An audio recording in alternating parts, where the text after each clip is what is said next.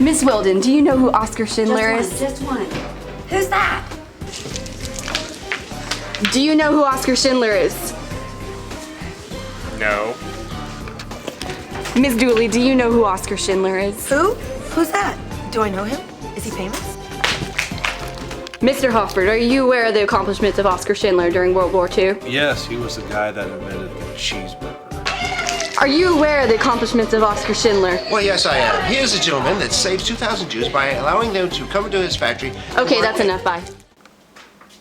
All that work for nothing? Here's my backstory. Draw my life with Oskar, aka me. Yay! So here's the story.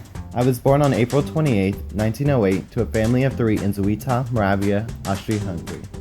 There was me, my mother Fanny, and my father Hans, who was a farm technician.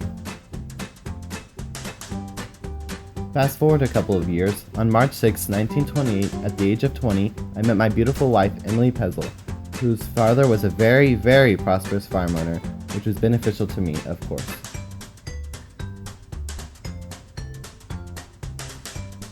After working numerous jobs, I took an 18-month stint in the Czech army, where I managed to raise to the rank of Lance Corporal.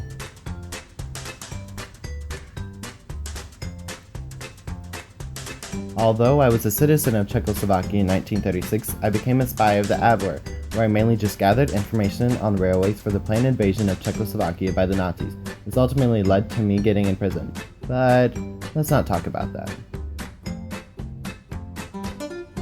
So on November 1st, 1938, I enrolled in the Nazi Party. But I soon learned that I did not really like the Nazis. Now on to my interview with Sunny Sunshine. Hi.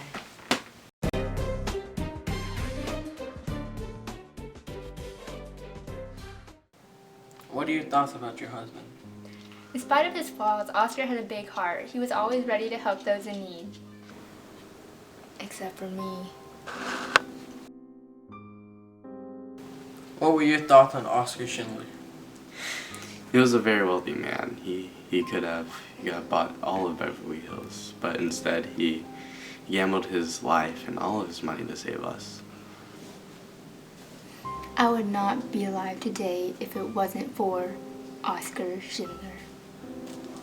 So why did you decide to go against the Nazis and protect the Jews? I hated the brutality, the sadism, and the insanity of Nazism. I just couldn't stand by and see people be destroyed. I did what I could, what I had to do, and what my conscience told me I needed to do. I knew the people that worked for me, and when you know people, you have to treat them like human beings. If you saw a dog going to be crushed by a car, wouldn't you help it?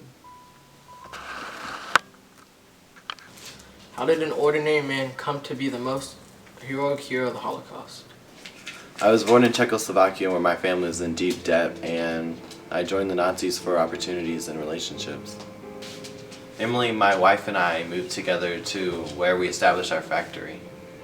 My workers, primarily Jews, began to become more like family rather than laborers, and something had to be done. Yes, I drink a lot, and yes, I like women, but I risked everything to save my family, and I believe that's a better judge of character. Now tell us about your factory. Well, first off, my factory's name is Amalia, and I employed thousands of Jews into the factory at its peak.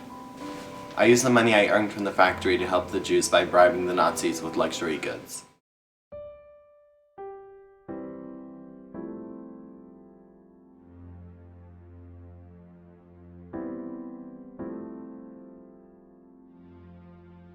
I cannot believe he died. He was a great man. He saved thousands of Jews.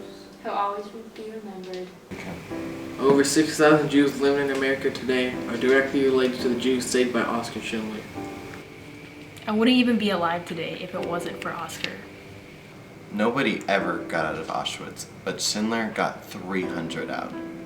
He protected us, he saved us, and he fed us. We are survivors of the Holocaust.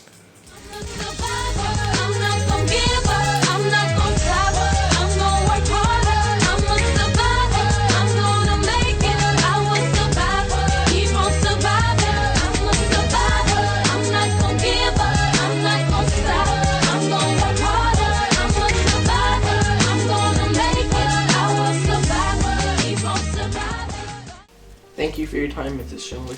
No problem.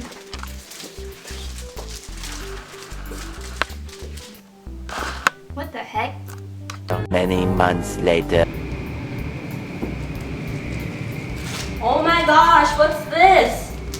It's Schindler's List!